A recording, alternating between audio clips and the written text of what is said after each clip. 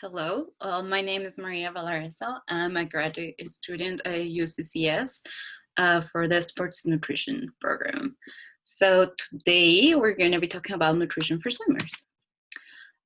Mainly swimming, we're going to be talking about swimming physical requirements, the three main energy systems used to generate energy in the body, the most common limiting factor for swimmers, and how to tackle it with the athlete's plate. And I'm going to share with you one of my favorite recipes. So let's minimize this. Okay, so swimming physical requirements for swimmers. Uh, so mainly swimmers are going to be using a lot of strength, endurance, and technical efficiency, meaning you're going to do long hours of training with long swims, maybe some weight training to build up those muscles. And then in order to achieve that technical efficiency, this is again long hours of swimming. So swimmers tackle into all the energy systems of the body. You're going to be using all your storages to generate the energy that body needs, which is ATP. It's the currency. Your main source is going to be glucose. That will come from your carbs, fats, and eventually proteins. So the body is going to transform it and eventually form ATP to energize anything in your body. So the fact that you can contract the muscle, or that your heart is pumping blood throughout your system, or that your lungs breathe for you, all of this is going to use energy in form of ATP. So you're going to be using most of your energy systems as the oxidative and the glycolytic. So the three main energy systems are going to depend on how long your exercise lasts. So for example, if you are enduring a race that is a 50-meter swim, that's going to last around 20 seconds. So it's going to be tackling the first couple of systems. And then if you do a longer swim, you're going to be using all of the systems. These three systems are, they work together. They work mostly at the same time. So for shorter explosive trainings, so for example, during your competitions, you're going to be using more of the phosphagen system or more of the anaerobic glycolysis. And if you endure longer races, or for example, those free water open races, you're going to be using more of that aerobic glycolysis. All of what this means is the different systems there that your body uses to produce ATP. So your muscles are going to be largely working here. Your muscles is where all of the systems are going to be happening, and the main source for you to produce ATP, it's going to be glycogen. So glycogen is nothing else but sugars put together into one big molecule and stored in your muscle. So that's your main energy source from which your body is going to produce that ATP. Okay, so a little bit more into how you train. So high intensity training, strength, and long sessions, they are all going to deplete your glycogen storages, meaning your energy sources that are saved in your body are going to be consumed in your training or your competitions. It is important that you restore them, because this is the main fuel that it's going to keep you training, building that endurance, and even competing. And it's what's going to make a difference between how fast you are or not. So if you do not replenish those storages properly, there might be a decrease in performance and also lower training adaptation. So if you go to a training session without having eaten properly, you're more likely not going to be able to train as you would if you were stored those sugars in your body before. So a lot of things can happen, and we're going to tackle that too. But for example, there is going to be a reduced muscle repair. So if you were working in that diet doing weights, for example, maybe your body is not going to be able to sustain that muscle repair, and you're not going to gain strength, which was the main goal of your training. So well, the main sources for restoring your glycogen storage, which is going to be your main source for swimming, are going to be carbohydrates. And as you can see here, mainly starches, glycogens, all of those sugars are going to be stored in your muscles and going to be used later. So what's the most common limiting factor for athletes that swim? That is going to be glycogen depletion and low energy balance. So as you can see here in this graph, for example, a high carbohydrate diet, there's an amount of glycogen that's going to be stored in your muscles. So you go out and train, for example, that day, which is this arrow what's pointing. So your glycogen storages are going to go down. So then you rest for a couple of hours, you eat, you have a high carbohydrate diet, and this glycogen storage get replenished. So then again, you go on training the next day, and the glycogen storages work pretty good, but with training, they're gonna go again low because you use that for fuel to contract your muscles, and so on. So if you keep replenishing them with a high carbohydrate diet, you're gonna have enough energy to go back and train or compete in the way you would expect. If you're following a low carbohydrate diet, which is shown by this orange line, you start with high glycogen storages, but then as you train, they're gonna go low. And with a low carbohydrate diet, you're not going to be able to replenish them as the body would need. So with every training session, what's going to happen is that your glycogen is going to go low and low and low. And this is how we get to a low energy balance. So eventually, you could be facing a red S, which is relative energy deficiency in sports. And this will not only affect all your body systems, your gastrointestinal function, your immunological function, your bone health, endocrine, cardiovascular. It tackles everything because it's energy for your body, but it will also start having a negative effect in your performance.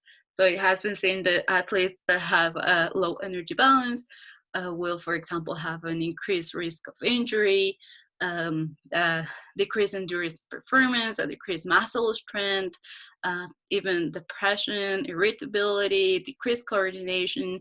So all of these at the end is going to affect your performance. And it is as simple or as complex as you want to see it, but it is related to food. So as simple as having a high carbohydrate diet, it's going to avoid this. So as you know, swimming, it's going to consume a lot of calories, of the calories that your body has. Those calories are going to come directly from food, but this only relates to the calories you're using during a training day. Your body needs many other calories to function properly. So right now we're only going to focus as an example on how many calories you will be consuming for example, a backstroke during an hour. So it's almost 600 calories. So in order to replenish those, right, because you just used those, you're gonna have to consume at least a cup of whole wheat pasta with half a cup of tomato sauce and 5 meatballs, because this is more or less the equivalent to 600 calories. So as your training changes, as your training increases, or you do a different type of stroke, you might be consuming more calories, meaning you will have to almost double the amount of calories you're consuming in order to replenish your glycogen storage, right? So yes, we have examples of different Olympic athletes that consume very high calories, very high amount of calories a day. This was probably during their preparation for the Olympics. So it can go as high as that, but usually athletes at college level are going to be consuming still a pretty high amount of calories a day, but not as high as these athletes. So just have in mind that it's still pretty high. So more or less for males, 4,000 to 5,000 calories a day, and for girls it's going to be 3,000 calories a day. So now, what do we do? How do we tackle this? And the main source, let me see if I can move that. Okay. The main source that we are going to be using is this very graphic tool called the athlete's plate. So the athlete's plate is going to reflect more or less how your plate should look in order to restore your energy to keep training and to keep having your bodily functions. So these are the numbers, and those are going to be more or less translated to your plate. They're going to depend a little bit more on how much your weight, how is your muscle, body mass, and all of that. But we're going to be focusing on how the plate looks for now. So for the athlete's plate has been divided into an easy training day, more of a maintenance day, an easy day, then a moderate training day, and a hard day. So we're gonna analyze how the plate looks. So the easy training plate, it's gonna be composed by half of it with vegetables and fruits. They're gonna be more in the raw side, so raw vegetables, little cooked vegetables, vegetable soups, and fresh fruit.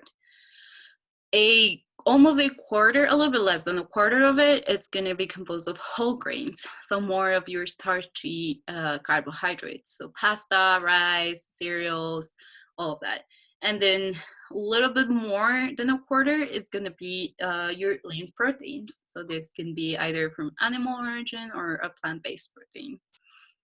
And as far as the fats that you should be consuming, just have in mind that a lot of things, a lot of foods that are going to be in your plate might already have added fats.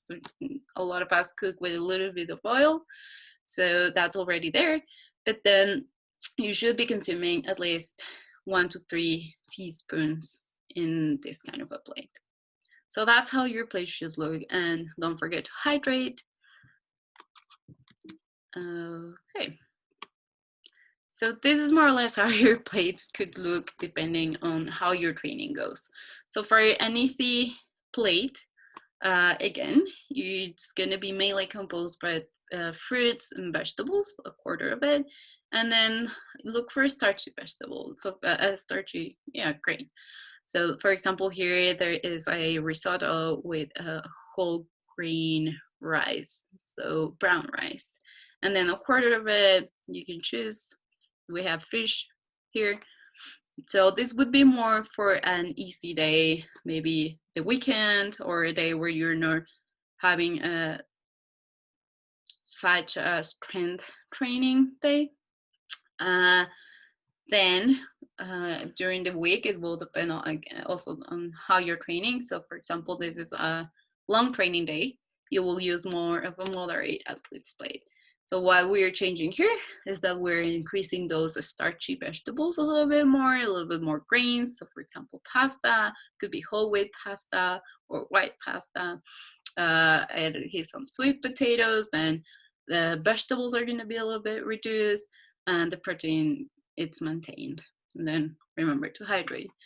And if you have a hard training day where you're training more than once a day, or you're doing endurance training, so long swims plus weight training or high intensity training, then you will want to use the hard athlete's plate. So here the main change is that carbohydrates as fruits and vegetables are a little bit reduced, and you're going to be using more starchy vegetables, so add some corn, for example, and then your grains are going to go more to the simple side, so white rice, which is easily digestible. We want more of an easy digest here. And I added some tofu, again, as a quarter of your plate. And if you want to add a little bit more energy, dried fruit is a great source. So you can have some dried apricots, for example. So carbohydrates. As we all know, carbohydrates are sugars. That's the main simple molecule of it. They are in fruits, vegetables, grains, legumes, seeds, nuts, and milk. So they are going to be your most important source of energy, as we just saw on the main source of fuel for the three energy systems is basically glycogen, and this is glucose. Carbohydrates will also be accompanied of vitamin, minerals, fiber, and antioxidants. And this is very important because the more colorful your plate is, this will mean that the more vitamins, more minerals, more nutrients you're getting. So you're not only getting your energy source, but all of those extra vitamins that we need. Carbohydrate requirements will vary depending on the amount of exercise, as we just saw. Depending, you just take a look back to the athlete's plate. That's the main varying change there. And what else? It will be important for you to fuel before your training or competition. I understand that swimmers have a lot of GI distress, or they, for example, train very early in the morning. So I'll show you a couple of examples of some snacks that you could have before training, because it's important that you have been fueling before the training. So at least 2 to 4 hours before, you will consume more or less 1 to 4 grams per kilogram of carbohydrates. So again, just to emphasize on eat all the colors that you can in your plates, so you add more nutrition to it. If you want to go further, check into your local produce calendar, for example, here for Colorado, and this will be your main sources of carbohydrates, right? So what's being produced locally. So carbohydrate-rich meals that you could use as a pre-train fuel. And remember, 2 to 4 hours before. So it could be a good quality breakfast cereal. And why good quality? Because there is a lot of processed cereals that have more than 10 ingredients on them. So we want to stick more to the least processed foods, so just simple oats. You can even find flakes from rye or barley or different other grains, right? Quinoa. So look for a good quality breakfast cereal or make it yourself. Right? Add some milk and fruit. That's a great pre-training meal. If you're looking for something a little bit more simple and fast, a homemade muffin with a little bit of honey will give you those carbohydrates and the energy to go and train. Pancakes with honey and maple syrup. Maybe add more color to it. Add some fruits, some fresh fruit, frozen fruit. We have the peanut butter and jelly sandwich, but with a healthier twist. So use peanut butter which has only peanuts as the main ingredient or the only ingredient, and maybe add some chopped fruit instead of the jelly. And if you want to add some sweet to it, add some honey. It's a great snack. Fruit salad with plain Greek yogurt. Here you're also adding a little bit of those proteins, so maybe a post-workout snack. Spaghetti with pasta and tomato sauce. You can make your own sauce at home. Just add some tomatoes, garlic, onion, refry it for 15 minutes, and then add it to your pasta. It's a great source of energy. Sweet potatoes with lentils or cottage cheese. So also a pretty nutritious snack. Just have in mind that it has a lot of fiber.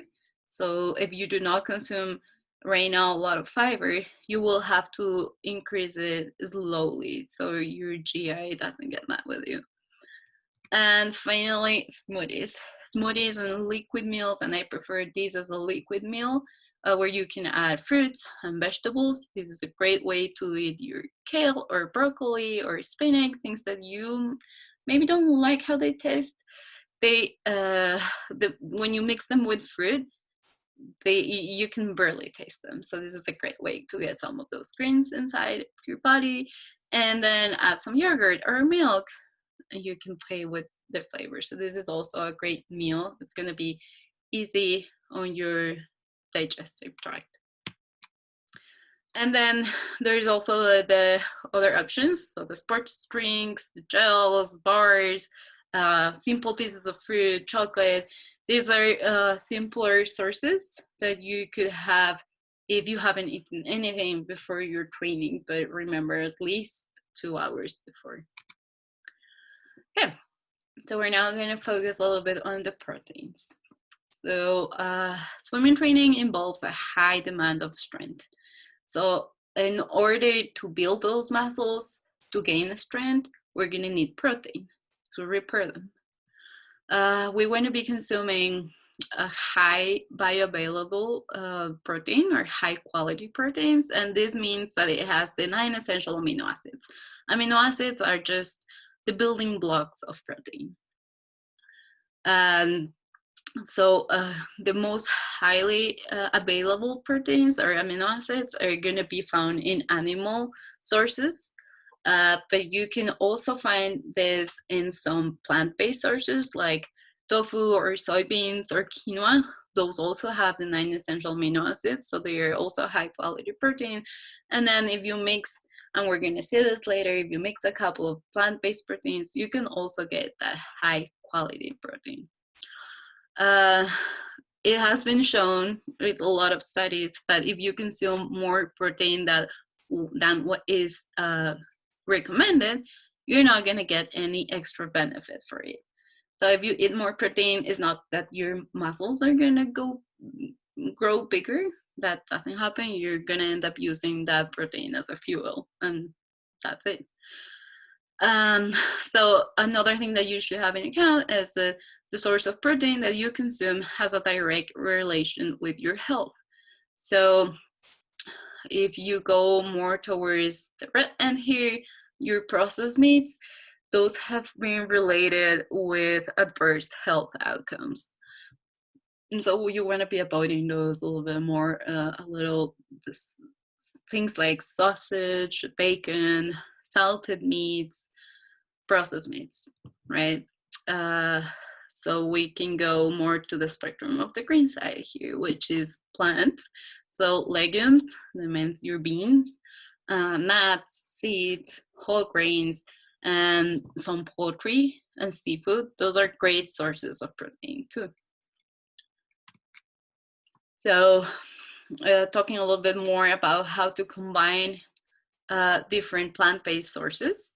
For example, if you use a grain and a legume, you're going to achieve that high quality protein, because while combining those two, and you can see here we have our 9 essential amino acids, while combining those two, you're going to achieve all of them. So you can get a high quality protein through plant-based sources. So if you want to learn a little bit more about a vegan or a vegetarian diet, UCCS is studying the vegan and vegetarian athletes plate. And you will find a link in the resources slide to find out more. Also, you can just cut a little bit of those animal protein sources and mix them with vegetable sources of protein. So learn how to flip a burger. It's also going to be in the resources slide. So the third macronutrient here, fats. Fats are essential. So they are going to be between 30 to 35 of the total energy intake of your day. That's what we want to achieve, and especially for swimmers, because you need high energy sources. And fat is an efficient and sustainable energy source. Fat is also important because it helps your body absorb these fat-soluble vitamins. Okay, so A, D, E, and K. That's going to be your fat-soluble vitamins. Fats help you regulate inflammation and also help you with your immune system. They maintain optimal cell health, and they are tasty. They make your food taste good, and they also increase satiety. So if you're trying to limit a little bit your weight, fats are actually helpful in the right amount. So remember, checking the athlete's plate. They always have a recommendation of more or less how much fat you should have in your plate. One important thing is we want to limit saturated fats because those have been linked, especially with cardiovascular diseases. So we don't want to have more than 10% of our daily energy intake of those kind of fats. So what are saturated fats? Where are they found? They are more found on those fried baked goods, um, a lot in the animal sources. So cheese, red meat, some of those have saturated fat, so we want to limit those a little bit. And then we want to try to focus on the unsaturated fats. You're going to find them in your nuts and seeds, avocado, oils that are liquid at room temperature. So try to use olive oil. And again, seafood is also a good source of unsaturated fats. So again, those are the three big macronutrients that are going to be composing your plates. Remember that by adding color to it, you're going to be adding vitamins. So vitamin C, for example, zinc and magnesium and iron. These are vitamins that are usually found to be low in athletes. But vitamin C that can be found in broccoli, green peppers, spinach, and of course the citrics. So just try to add those to your plate. Zinc, you're going to find that in meat, shellfish, sea nuts, lentils, beans, legumes, chickpeas, dairy, and some in eggs. And iron, mainly it's going to be found in your meat, but the highest is going to be in the liver of beef or chicken, if you would like to try that. Clams, oysters, sardines, spinach, and then your legumes, pumpkin seeds, quinoa. All of these are good sources of iron. So try to add those to your plates and remember to go changing depending on the training you're having. So plan your meals. This is essential. So you can keep up with your energy expenditure. Frequent meals and snacks. You maybe want to have smaller meals and liquid meals. So think about those examples I gave you. Pre-prepare some snacks so you can have them at hand. Maybe do a meal prep on Sundays so you have your food prepared. Organize your meals around your training schedule, but remember to make your food as important as your training. And keep it simple. So use some simple or complex carbohydrates as your pre-workout snack and in combination with carbs and proteins as a post-workout snack.